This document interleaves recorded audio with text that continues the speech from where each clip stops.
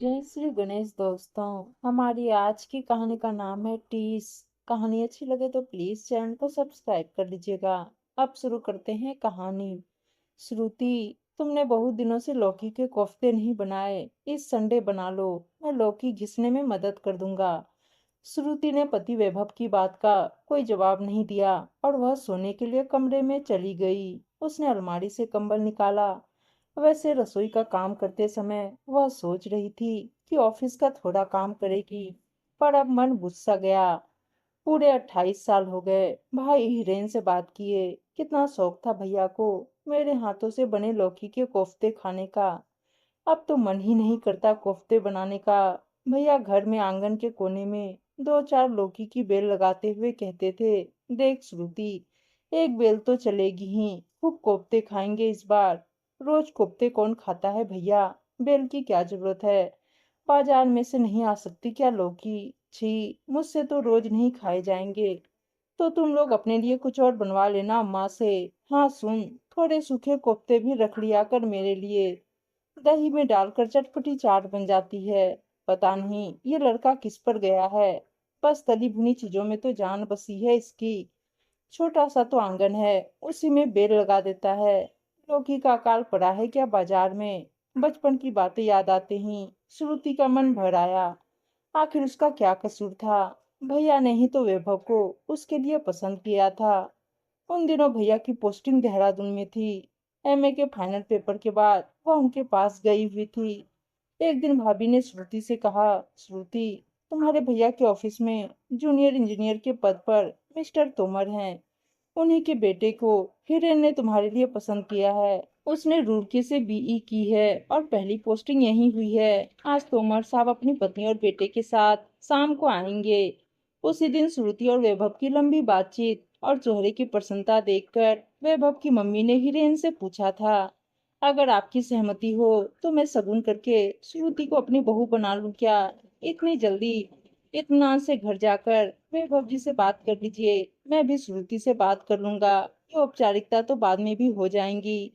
हमारी तरफ से तो बात एकदम पक्की है, पर अगर आपको अपनी बहन से बात करनी है तो बाद में बता देना। तभी भाभी ने भैया को इशारे से बुलाकर बता दिया कि श्रुति ने आखिरी फैसला हम दोनों के ऊपर छोड़ दिया है। बाकी उसे वैभव और उसके घर वाले बहुत अच्छे लगे हैं। यह सुनते ही वैभव की माँ ने अपने पर्स से दो जराव भारी कंगन उतारकर श्रुति को पहनाते हुए कहा, आज से आपकी बहन हमारे घर की बहू हो गई राणा साहब। विवाह की तारीख 6 महीने बाद की निकली। भैया ने मम्मी, बड़ी दीदी और छोटे भाई को देहरादून बुलाकर सगाई कर दी। सगाई होने के बाद श्रुति और वैभव को मिलने तथा बातचीत करने का लाइसेंस मिल गया था। वे हर रोज कभी पार्क में तो कभी किसी रेस्टोरेंट में मिलने लगे। इधर रिश्तेदारी जुड़ते ही तोमर साहब तो ऑफिस में ऐसे रोब जमाने लगे जैसे वे ही वहां के उच्च अधिकारी हों। हिरेन को रोज रोज उनकी शिकायतें मिलने लगी। उसने बहन के होने वाले ससुर को अप्रत्यक्ष रूप से समझाने की कोशिश की, पर वे जानकर भी अनजान बने रहे।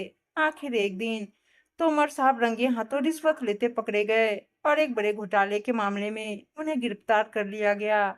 अंतिम तारीख के दिन हिरेन की गवाही के आधार पर ही उनकी सजा तय होनी थी, पर हिरेन ने अपने दिल की सुनी और तोमर साहब को जेल भेज दिया गया। तकरीबन 1 महीने के बाद और भारी रकम खर्च करके उनकी जमानत हो गई। विवाह की तारीख भी नजदीक थी, पर तोमर साहब ने रिश्ते के लिए साफ इनकार कर दिया। पापा, इस मामले में श्रुति का क्या दोष है और फिर आपने गलत कार्य क्यों किया। हिरेन भाई साहब भी तो मजबूर थे। जब सारे सबूत मौजूद थे तो वे झूठी गवाही देकर खुद फंस जाते। मैं हरगिज इस रिश्ते से इनकार नहीं करूंगा। तो क्या वो लड़की मेरे सम्मान से ज्यादा ऊपर हो गई। नहीं पापा, ऐसी बात नहीं है। आप शांति से सोचिए प्लीज। वैभव की जिद को देखकर माता पिता ने अपना फैसला सुनाते हुए कहा, यह शादी केवल इस शर्त पर होगी कि श्रुति को हमेशा के लिए अपने परिवार से संबंध समाप्त करना पड़ेगा। जब श्रुति ने यह अजीबोगरीब शर्त सुनी तो वह एकदम सन्न रह गई। हिरेन ने भी विवाह तोड़ने का फैसला कर लिया, पर भाभी ने श्रुति को समझाते हुए कहा, इन दोनों की लड़ाई में तुम और वैभव क्यों पिसोगे भला। मान लो शर्त, 2-4 साल में सब ठीक हो जाएगा। पर वैभव जैसा नेक लड़का आसानी से नहीं मिलता। शायद भगवान ने यह जोड़ी स्वर्ग से बनाकर भेजी थी। इसलिए भाई के सामने कभी जबान न खोलने वाली श्रुति ने विवाह की शर्त मान ली। 2 दिन तो हिरेन ने श्रुति को समझाने की कोशिश की, पर बहन की जिद देखकर उसने भी जी कड़ा करते हुए कहा, ठीक है, जब श्रुति को हमसे रिश्ता खत्म करने में कोई दुख नहीं, तो हम क्यों मरे जा रहे हैं। हिरेन ने बहन की शादी में जी खोलकर खर्च किया, छोटी से छोटी चीज का ख्याल रखा, पर अपने मन की पीड़ा को मन में दबाकर विदाई के समय सर पर हाथ तो रखा, पर भाव शून्य चेहरे के साथ ना पगफेरे की रस्म हुई और ना पहली बार मायके आकर सखी सहेलियों से हंसी ठिठोली की। उसके बाद श्रुति की पूरी दुनिया अपने ससुराल में ही सिमट कर रह गई। वैभव उसका बहुत ख्याल रखता था, पर अपनी पत्नी के अनकहे दर्द को समझते हुए भी वह उसे दूर न कर सका। 4 साल पहले सासू माँ भी चल बसी। वह खुद 2 बच्चों की माँ बनकर एक आदर्श बहू की परिभाषा में आती थी। ससुर, ननद, देवर और ससुराल की सारी जिम्मेदारी से उसे खूब प्रेम और सम्मान मिला, पर दिल की टीस ज्यों की त्यों बनी थी। वक्त गुजरता जा रहा था और श्रुति ने मन ही मन यह बात स्वीकार कर ली थी कि शायद इस जन्म में मायके का सुख उसके जीवन में नहीं है। माँ और भाभी से बात करती थी, पर छिपकर। अक्सर भाभी भी पछताते हुए कहती, मुझे माफ कर दे श्रुति, मैंने ही तेरी हिम्मत बंधाई थी, पर मुझे विश्वास था कि शायद 2-4 साल में सब ठीक हो जाएगा। नहीं भाभी, आपकी गलती नहीं, सब नसीब का खेल है। सोचते सोचते श्रुति की आंख लग गई और सुबह पापाजी की चीख सुनकर खुली। वैभव के पिता बाथरूम में फिसलकर गिर पड़े थे। एक तो बड़ी उम्र और ऊपर से कूल्हे की हड्डी में चोट। डॉक्टर ने कड़ी निगरानी में बेड रेस्ट के लिए कह दिया। अगर जरा सी भी लापरवाही हुई तो हमेशा के लिए बिस्तर पर। वैभव को लंबी छुट्टी मिलनी असंभव थी। देवर अलग शहर में नौकरी करता था। दोनों नंदे 2-2 4-4 दिन रहकर चली गई। ले देकर सबकी आंखें श्रुति पर टिकी थी। वैभव, मेरी छुट्टियां मंजूर हो गई है, तुम फिक्र मत करो। अगर ज्यादा छुट्टियों की जरूरत पड़ेगी तो अवैतनिक हो जाऊंगी। श्रुति सुबह से शाम तक बैठकर नहीं देखती थी। पापाजी का हर कार्य अपनी निगरानी में करवाती। एक दिन पापाजी को सूप देने गई तो क्या देखा कि उनकी आंखों में आंसू हैं। क्या हुआ पापाजी, आपकी आंखों में आंसू क्यों? क्या आपको मुझसे या वैभव से कोई शिकायत है या अपनी सेहत के कारण? आप चिंता मत कीजिए पापाजी, कुछ दिनों की बात है, आप पूरी तरह से ठीक हो जाएंगे। आपके बच्चे आपके साथ हैं, क्यों घबराते हैं? नहीं बेटा, मुझे कोई चिंता नहीं। आज मैं अपने व्यवहार, अपनी गलतियों और तेरे साथ किए अन्याय के कारण शर्मिंदा हूँ। बेटा, तुम्हारी सास समझाते समझाते चली गई, पर मैं झूठी अकड़ में अड़ा रहा। मैं खुद तुम्हारी माँ को फोन करके माफी मांगना चाहता हूँ। हिरेन जी से भी बात करूंगा। क्या तुम्हारे पास तुम्हारी माँ का नंबर है? ससुर की बात सुनकर श्रुति को एकाएक विश्वास नहीं आया। कहीं पापाजी ने उसे माँ से बात करते हुए सुन तो नहीं लिया और वे इसी बात को जांचने के लिए उनका नंबर पूछ रहे हों। पर झूठ भी कैसे कहे कि उनका नंबर नहीं है। इसलिए श्रुति ने बात को बदलते हुए कहा, पापाजी, आप पहले ये गर्म गर्म सूप पी लीजिए, अभी ये बातें बाद में कर लेंगे। मैं भी जरा दाल चढ़ा कर आती हूँ। श्रुति ने सारी बात वैभव को बताई और ये बता दिया कि वह इन बीते सालों में भाभी और माँ से बातें करती रही है।